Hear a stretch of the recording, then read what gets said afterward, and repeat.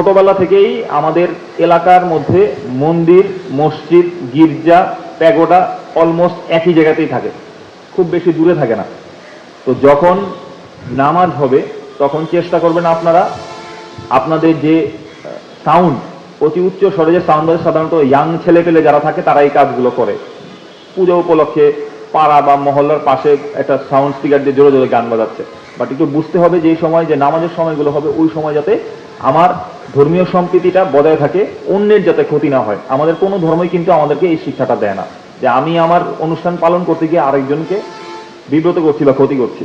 প্রত্যেকটা মহল্লায়, প্রত্যেকটা বাসায়, প্রত্যেকটা বিল্ডিংয়ে দেখা যাবে যে কিছু বয়স্ক মানুষ থাকবেন যারা অসুস্থ। উচ্চ স্বরে এমন কিছু করা যাবে না বা এমন কিছু করবো না যেটা আমার জন্য আনন্দদায়ক, অন্যের জন্য বেদনাদায়ক। তো এই জিনিসটা যাতে আমরা বজায় রাখি। ঢাকের ব্যবহার, অন্যান্য যে কার্যক্রম, সেটা ইট ইজ ওকে। শাখার ব্যবহার আপনারা যেটা করবেন সেটা কোনো সমস্যা নেই, ফাইন। বাট এই ডেক সেট এগুলো বাজানোর ব্যাপারে আপনারা একটু অবশ্যই, আমি আপনাদের সজাগ দৃষ্টি কামনা করি।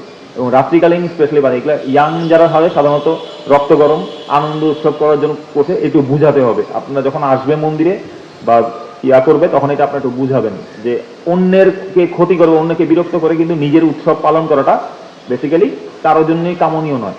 তো এই জিনিসটা যাতে আমাদেরকে বজায় থাকে। মিথ্যা গুজব এবং এই ধরনের জিনিসপত্র এগুলো থাকবেই। মিথ্যা এবং গুজব না থাকলে আপনার এই চলমান সময়ে স্বার্থান্বেষী মহল যারা থাকবে তারা কিন্তু আগাতে পারবে না।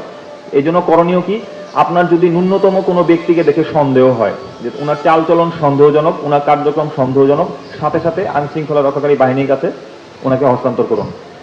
কেউ আইনকে নিজের হাতে তুলে নেবেন না। আপনাদের প্রতি আমার রিকোয়েস্ট, কেউ আইনকে নিজের হাতে তুলে নেবেন না। তাকে সাথে আপনাদের মণ্ডপের বাইরে যে তিনি থাকবেন আইন শৃঙ্খলা বাহিনী তাকে হস্তান্তর করুন। যদি না হয় তাকে রাখুন, আমাদেরকে অবগত করুন, থানায় অবগত করুন।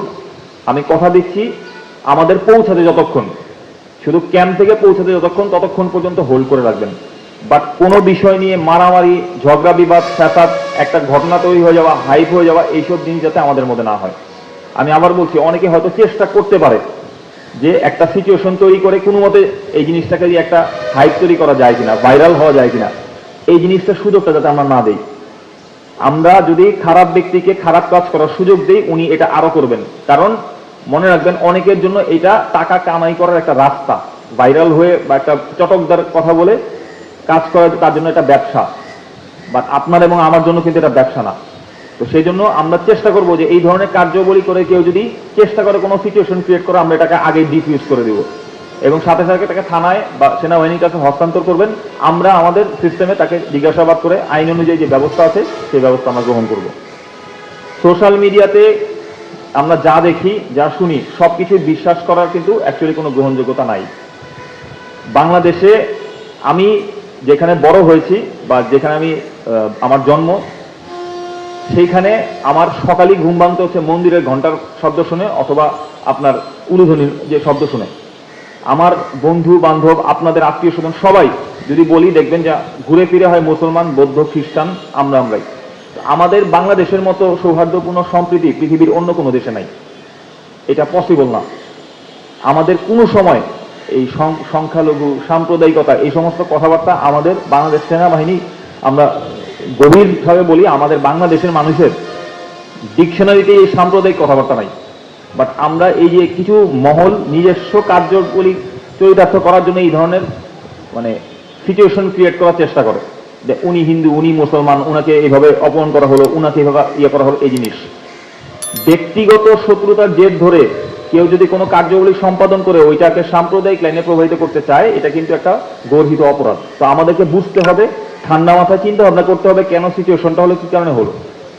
বাইরে একটা ঘটনার রেশ আমার এখানে যদি না পড়ে, সেই জন্য আমাদেরকে সবাইকে সজাগ দৃষ্টি রাখতে হবে যাতে কোনোভাবেই বাইরে একটা ঘটনা করে আসবে এটা আমাদের এলাকার মধ্যে সিচুয়েশনটা খারাপ করবে। নো, এটা আমরা হইতে দিব না। এটার জন্য আপনাদের সবার আন্তরিকতা খুব জরুরি। যদি আপনাদের কোথাও কোনো মনে হয় যে এখানে একটা গুজব বা একটা ঘটনা শুনলাম, এটা সত্যি না মিথ্যা, আমাদের সাথে কন্ট্যাক্ট করবেন, আমরা জেনে আপনাদেরকে জানাবো।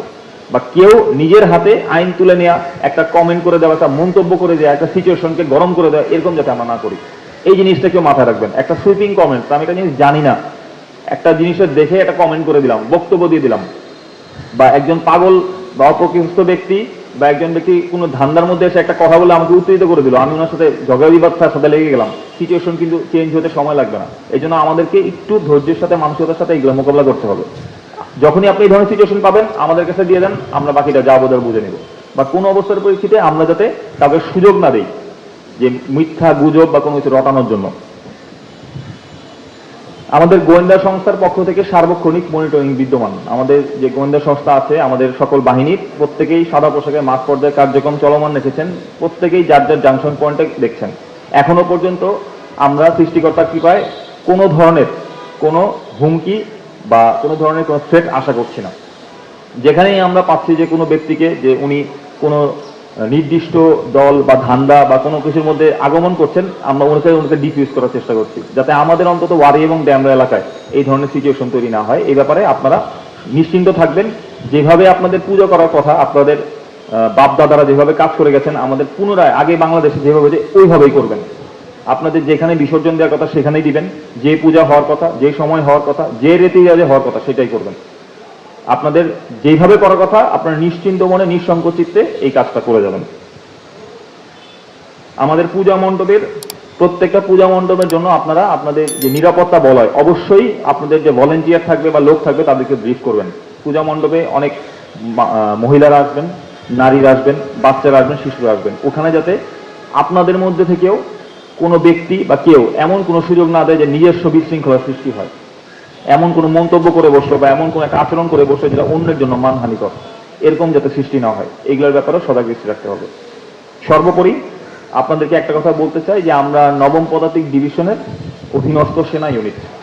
আমাদের যে কার্যাবলী বা যে দায়িত্ব আমাদেরকে দেয়া হয়েছে এই ব্যাপারে আমরা বদ্ধপরিকর। পূজাকে কেন্দ্র করে যদি কোনো স্বার্থান্বেষী মহল কোনো ধরনের, আই রিপিট, কোনো ধরনের যদি কোনো সিচুয়েশন ক্রিয়েট করার চেষ্টা করে, কোনো দল, কোনো ব্যক্তি, কোনো গোষ্ঠী, যেই দল হোক, যেই ব্যক্তি হোক, যেই গোষ্ঠী হোক, আমাদের দেখার কোনো কারণ বা কোনো সুযোগ নেই। যদি কেউ কোনো ন্যূনতম চিন্তা করে থাকে স্বপ্নেও, তাকে ওটা ভুলে যেতে হবে। আমাদের বাংলাদেশ সেনাবাহিনীর উপরে যে ম্যাজিস্ট্রেসি ক্ষমতা আমাদেরকে দেওয়া হয়েছে তার পূর্ণ প্রয়োগ করে এটাকে আমরা দমন করব। বা কেউ যদি চিন্তা করে থাকে যে আমি এখানে একটা সিচুয়েশন ক্রিয়েট করে মব ভায়োলেন্সের মাধ্যমে কিংবা একটা ব্যক্তি বা একটা দল বা গোষ্ঠীকে নিয়ে কোনো ধরনের কার্যাবলী সম্পাদন করব, আমি আবার আপনাদেরকে বলছি, শুধু আমাদের পৌঁছাতে যতক্ষণ, আমরা কোনোভাবেই চাই না যে এমন কোনো সিচুয়েশন তৈরি হোক যেখানে দাঙ্গা হাঙ্গামা কোনো ধরনের সিচুয়েশন ক্রিয়েট করে এই পূজাটাকে নষ্ট করা হোক।